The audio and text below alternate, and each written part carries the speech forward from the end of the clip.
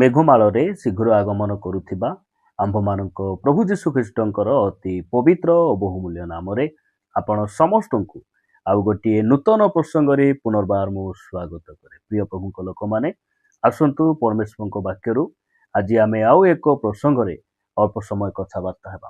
ଆଜି ଆମେ ଯେଉଁ ପ୍ରସଙ୍ଗରେ ପ୍ରଭୁଙ୍କ ବାକ୍ୟରୁ ଧ୍ୟାନ କରିବା, ସେହି ପ୍ରସଙ୍ଗର ଶୀର୍ଷକ ହେଲା ଜଣେ ପାଳକଙ୍କୁ କେତେବେଳେ ଅଧିକ ଦୁଃଖ ହୁଏ। ଆଜିର ପ୍ରସଙ୍ଗ ହେଲା ଜଣେ ପାଳକଙ୍କୁ ବା ପ୍ରଭୁଙ୍କ ଦାସଙ୍କୁ କେତେବେଳେ ଅଧିକ ଦୁଃଖ ହୁଏ। ଏହି ପ୍ରସଙ୍ଗରେ ପ୍ରଭୁଙ୍କ ବାକ୍ୟରୁ ଅଳ୍ପ ସମୟ କଥାବାର୍ତ୍ତା ହେବା।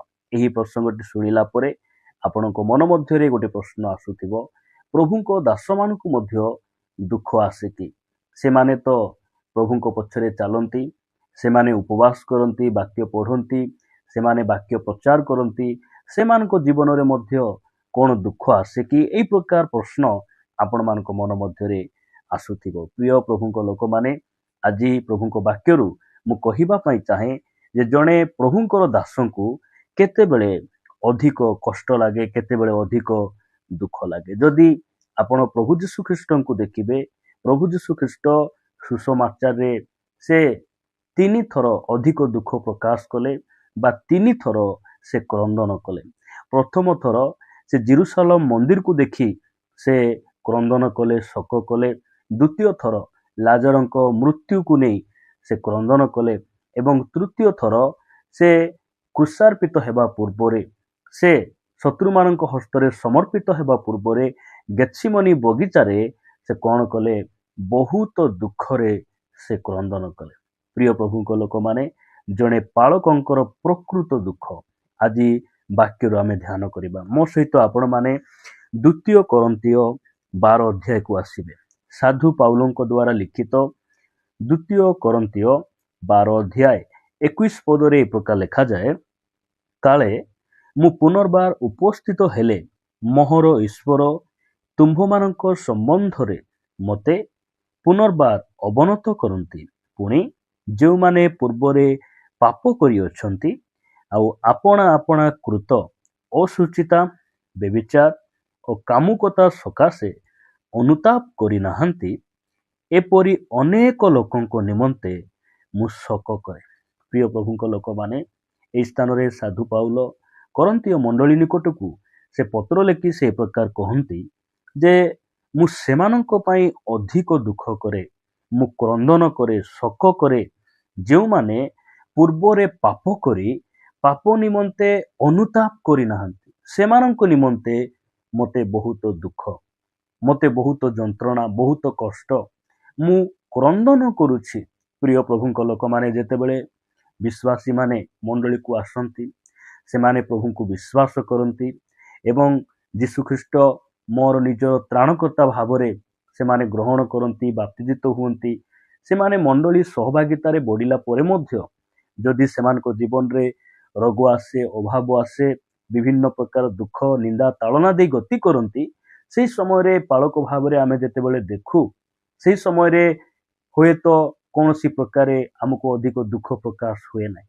କିନ୍ତୁ ମଣ୍ଡଳୀରେ ରହି ବାକ୍ୟ ଶୁଣି ପ୍ରଭୁ ଫୌଜର ଅଂଶୀ ହୋଇ ବାରମ୍ବାର ବାକ୍ୟ ଶୁଣିଲା ସତ୍ତ୍ୱେ, ସହଭାଗିତାରେ ଆସିବା ସତ୍ତ୍ୱେ ମଧ୍ୟ ଯଦି ସେମାନେ ପାପ କରି ପାପରେ ପତିତ ହୋଇ ସେମାନେ ଅନୁତାପ କରିବାର ମନ ସେମାନଙ୍କ ପାଖରେ ନଥାଏ, ଅନୁତାପ କରିବାକୁ ଇଚ୍ଛା କରନ୍ତି ନାହିଁ, ଅନୁତାପ କରନ୍ତି ନାହିଁ, ପ୍ରଭୁଙ୍କ ନିକଟକୁ ଫେରନ୍ତି ନାହିଁ, ସେହି ସମୟରେ ବହୁତ ଦୁଃଖ ଲାଗେ, ବହୁତ କଷ୍ଟ ଲାଗେ।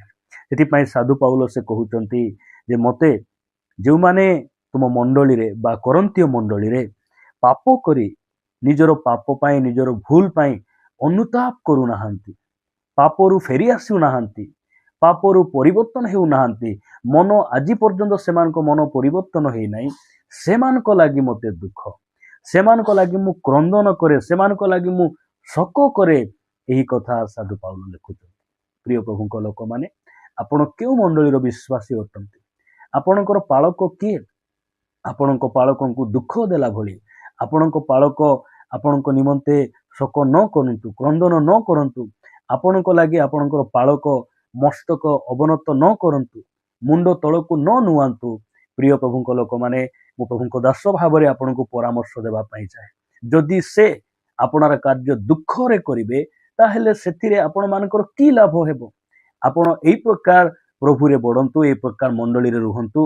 ଆପଣଙ୍କର ଆଚରଣ, ଆପଣଙ୍କର ବ୍ୟବହାର, ଆପଣଙ୍କର ଜୀବନଶୈଳୀ, ଆପଣଙ୍କର ଆତ୍ମିକ ଜୀବନକୁ ଦେଖି ଆହୁରି ଆପଣଙ୍କର ଦାସ ବା ଆପଣଙ୍କର ପାଳକ ସେ ପ୍ରଭୁଙ୍କୁ ଧନ୍ୟବାଦ ଦେବେ, ପ୍ରଭୁଙ୍କର ମହିମା ଗୌରବ କରିବେ, ଆଉ ଆପଣଙ୍କୁ ଦେଖି ସେ ଖୁସି ଆନନ୍ଦରେ ଆହୁରି ପ୍ରଭୁଙ୍କର ସେବା କରିବେ। ପ୍ରଭୁ ଆମ ସମସ୍ତଙ୍କୁ ଅନୁଗ୍ରହ କରନ୍ତୁ ଯେ ଆମେ ଯେ ପ୍ରକାର କୌଣସି ପ୍ରଭୁଙ୍କର ଦାସମାନଙ୍କୁ ଦୁଃଖ ଦେଲା ଭଳି ଆମେ ଜୀବନଯାପନ ନ କରିବା। ମୁଁ ଆପଣମାନଙ୍କ ନିକଟରେ ଆଉ ଏକ ବାକ୍ୟ ରଖିବା ପାଇଁ ଚାହେଁ। ଗାଲାତୀୟ 4:19 ସାଧୁ ପାଉଲଙ୍କ ପତ୍ର, ଗାଲାତୀୟ ପୁସ୍ତକ 4:19 ପ୍ରକାର ଲେଖାଗଲା, ହେ ମୋହର ପିଲାମାନେ, ଯେ ପର୍ଯ୍ୟନ୍ତ ତୁମ୍ଭମାନଙ୍କ ଠାରେ ଖ୍ରୀଷ୍ଟ ମୂର୍ତ୍ତିମାନ ହୋଇନାହାନ୍ତି ସେ ପର୍ଯ୍ୟନ୍ତ ତୁମ୍ଭମାନଙ୍କ ସକାଶେ ପୁନର୍ବାର ପ୍ରସବ ବେଦନାରେ ବ୍ୟଥିତ ହେଉଅଛି। ପ୍ରଭୁଙ୍କର ଗୌରବ ହେଉ।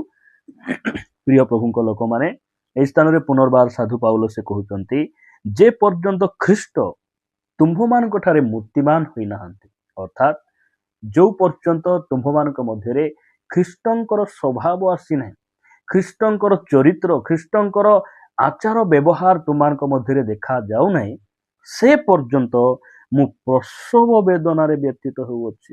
ଅର୍ଥାତ୍ ସେଇ ସବୁ ବିଷୟ ଦେଖିଲେ ମୋର ସବୁଠାରୁ ଦୁଃଖ, ସବୁଠାରୁ ମୋତେ ବଡ଼ କଷ୍ଟ। ପ୍ରସବ ବେଦନା ତୁଲ୍ୟ। ଜଣେ ପ୍ରସବ ବେଦନାରେ ବ୍ୟଥିତ ହେଉଥିବା ମାଆକୁ ପଚାରିଲେ ସେ ଯନ୍ତ୍ରଣା କେତେ ସେ ଜାଣିବେ। ଜଣେ ପାଳକ, ଗୋଟେ ଆତ୍ମିକ ପ୍ରଭୁଙ୍କର ଦାସ, ସେତେବେଳେ ସେମାନେ ଦୁଃଖ ପ୍ରକାଶ କରନ୍ତି। ବାକ୍ୟ ପ୍ରଚାର କରି, ପରିଶ୍ରମ କରି, ପ୍ରାର୍ଥନା କରି, ଉପବାସ କରି, ଏହିସବୁ କରିଲା ପରେ ମଧ୍ୟ ଯେତେବେଳେ ବିଶ୍ୱାସୀମାନେ ଆତ୍ମିକ ଜୀବନରେ ବଢ଼ନ୍ତି ନାହିଁ, ପୁନର୍ବାର ପାପରେ ଫେରିଯାଆନ୍ତି, ଯେତେବେଳେ ମନ୍ଦ କାର୍ଯ୍ୟ କରିବା ପାଇଁ ଲିପ୍ତ ହୁଅନ୍ତି, ସେହି ସମୟରେ ବହୁତ କଷ୍ଟ ଲାଗେ। ପ୍ରିୟ ପ୍ରଭୁଙ୍କ ଲୋକମାନେ, ଆପଣ ଯେକୌଣସି ମଣ୍ଡଳୀର ବିଶ୍ୱାସୀ ହୁଅନ୍ତୁ ନା କାହିଁକି, ମୁଁ ଆପଣଙ୍କୁ କହିବା ପାଇଁ ଚାହେଁ, ଆପଣଙ୍କର ପାଳକଙ୍କୁ ଦୁଃଖ ଦେଲା ଭଳି ଆପଣ ଜୀବନଯାପନ କରନ୍ତୁ ନାହିଁ। ଯଦି ଆଜି ଆମେ କେହି ବି ହୁଅନା କାହିଁକି, ଯଦି ଆମେ ମନ୍ଦତାରେ ଅଛୁ, ପାପରେ ଅଛୁ, ଅବାଟରେ ଅଛୁ, ଆଜି ଆମେ ସେଠାରୁ ଫେରି ଆସିବା, ଆମେ ଅନୁତାପ କରିବା। ଆଜି ସମୟ ଅଛି, ଆମେ ଫେରିପାରିବା। ଆଜି ଅନୁଗ୍ରହର ସମୟରେ ଆମେ ପ୍ରଭୁଙ୍କର ଗୋଡ଼ ଧରିପାରିବା। ସେ ଆମକୁ କ୍ଷମା ଦେବେ, ଆମକୁ ସେ ରକ୍ଷା କରିବେ, ଆମକୁ ପରିଷ୍କାର କରିବେ। କାରଣ ବାକ୍ୟ କହେ, ଯଦି ଆମେ ଆପଣା ପାପକୁ, ଆପଣା ଦୋଷକୁ ପ୍ରଭୁଙ୍କୁ ଦେଖାଇ ଦେଉ, ସ୍ୱୀକାର କରୁ, ତାହେଲେ ଆମକୁ ସେ କ୍ଷମା କରିବା ପାଇଁ, ସମସ୍ତ ପାପରୁ ପରିଷ୍କାର କରିବା ପାଇଁ ସେ ବିଶ୍ୱସ୍ତ ଆଉ ନ୍ୟାୟବାନ ପରମେଶ୍ୱର ଅଟନ୍ତି।